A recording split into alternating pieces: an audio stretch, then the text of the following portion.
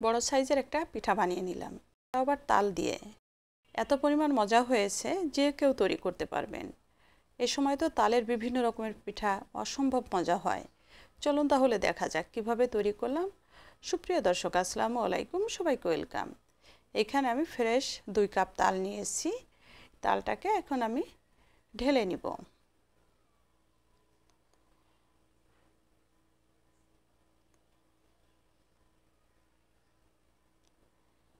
দিয়ে দিলাম মেজারমেন্ট কাপের 1 কাপ চালের গুঁড়া, আরও হাফ কাপ দিলাম, অর্থাৎ 1.5 কাপ চালের গুঁড়া দিলাম এবং 1.5 কাপ ময়দা দিলাম। টোটাল 3 কাপ এখানে অ্যাড করেছি চালের গুঁড়া এবং ময়দা। অ্যাড করে দিলাম হাফ কাপ চিনি, আরও অ্যাড করে দিলাম 1.5 চা চামচ baking soda, half cup soybean তেল দিয়ে সব কিছু খুব ভালো করে মিশিয়ে নিলাম। তাল একটু কম হয়েছে, আরও হাফ কাপ পরিমাণ তাল দিয়ে দিলাম। অর্থাৎ আপনার এখানে 1.5 কাপ চালের গুঁড়া এবং 1.5 কাপ ময়দার সঙ্গে 2.5 কাপ তাল লেগেছে। এখানে কোনো পানির ব্যবহার আমি করিনি, শুধু তাল দিয়ে ব্যাটারটা গুলিয়ে নিলাম। খুব ভালো করে মসৃণ একটা হুইপস দিয়ে ব্যাটার তৈরি করে নিলাম। এখন অ্যাড করে দিলাম 1 কাপ কোরানো নারকেল। নারকেলটা দিয়ে খুব ভালো করে মিশিয়ে নিতে হবে, যেন কোথাও দলা পেকে না থাকে এবং চালের গুঁড়া বা ময়দা লাম্পস না থাকে। খেয়াল রাখতে হবে খুব ভালো করে হুইপস দিয়ে এভাবে ঘুরিয়ে ঘুরিয়ে একদিকে ঘোরাবেন, তাহলে সব কিছু খুব সুন্দরভাবে মসৃণভাবে মিশে যাবে। স্বাদ অনুযায়ী সামান্য একটু লবণ দিয়েছি।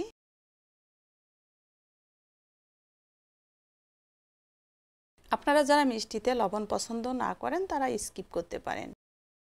একটা কেকের মোল্ড নিয়েছি, দেখেন আপনারা এটা কিন্তু যে আটা চালা চালনি আছে না, চালনিতেও, স্টিলের যে চালনিগুলো, চালনিতেও সেট করতে পারেন, বা আপনাদের পছন্দ অনুযায়ী যে কোনো মোল্ডে আপনারা সেট করে নিতে পারেন। একটা কাগজ দিয়েছি আমি এখানে, কাগজটা দিয়ে সামান্য একটু তেল ব্রাশ করে নিয়েছি, দেখতে পেয়েছেন। এখন যে ব্যাটারটা আমি তৈরি করেছি ওখান থেকে অর্ধেকটা দিয়ে দিলাম। যে মোল্ডে আপনি সেট করেন না কেন পিঠাটা, অবশ্যই কাগজ দিয়ে একটু তেল দিয়ে নেবেন, তাহলে ছাড়াতে সুবিধা হবে। উপরে কিছু কোরানো নারকেল দিয়ে দিলাম। দিয়ে এখন একটা রাইস কুকারের পাতিলে স্ট্রেনার বসে আগে থেকে পানি গরম করে রেখেছি, ওটার উপর দিয়ে দিলাম আর ঢাকনা দিয়ে ঢেকে দিলাম। এখন যে 2টা ছিদ্র আছে এই 2টা ছিদ্র বন্ধ করে দিলাম।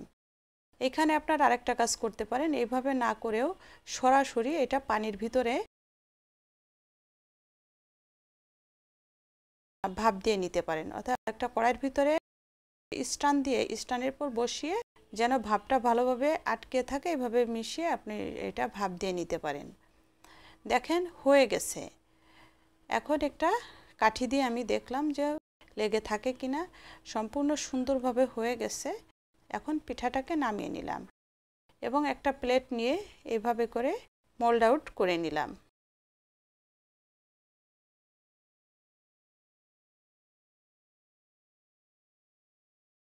আর গরম তো, এই জন্য একটু খুব সাবধানে এটা ছাড়াতে হবে। আস্তে আস্তে খুব সুন্দরভাবে সবগুলো উঠে যাচ্ছে এবং কি সুন্দর হয়েছে দেখেন, একদম পারফেক্ট হয়েছে পিঠাটা। মনে হচ্ছে কেক, তাই না? কিন্তু আসলে এটা কেক না, এটা কেকও বলতে পারেন অথবা ভাপা পিঠা। খুবই মজা হয়েছে, মানে আপনাদের কি বলবো। অবশ্যই তালের সিজনে আপনারা এই পিঠাটা তৈরি করবেন, ফ্যামিলির সবাই খেয়ে মুগ্ধ হয়ে যাবে। আমার পিঠাটা বানাইতেই হয়, আমার ফ্যামিলির সবার ভীষণ পছন্দ। আর পিঠাটা তৈরি করলাম, চিন্তা করলাম আপনাদের সাথে শেয়ার করি, আপনাদের অনেক পছন্দ হবে। এক পিঠায় পুরো পরিবারকে কভার করতে পারবেন, এত কষ্ট কে করে। আর আমি যে ব্যাটারটা এখানে তৈরি করেছি এটা এরকম 2টা পিঠা হয়েছে। দেখেন কি পরিমাণ স্পঞ্জি হয়েছে, সফট, একদম স্মুথ হয়েছে, আর মুখে দিলে একদম মিলে যাচ্ছে, অসম্ভব মজা হয়েছে। এরকম একটা পিঠা বানাবেন, একবারে কষ্ট করে সবাইকে দিবেন, সবাই খেয়ে একদম মুগ্ধ হয়ে যাবে।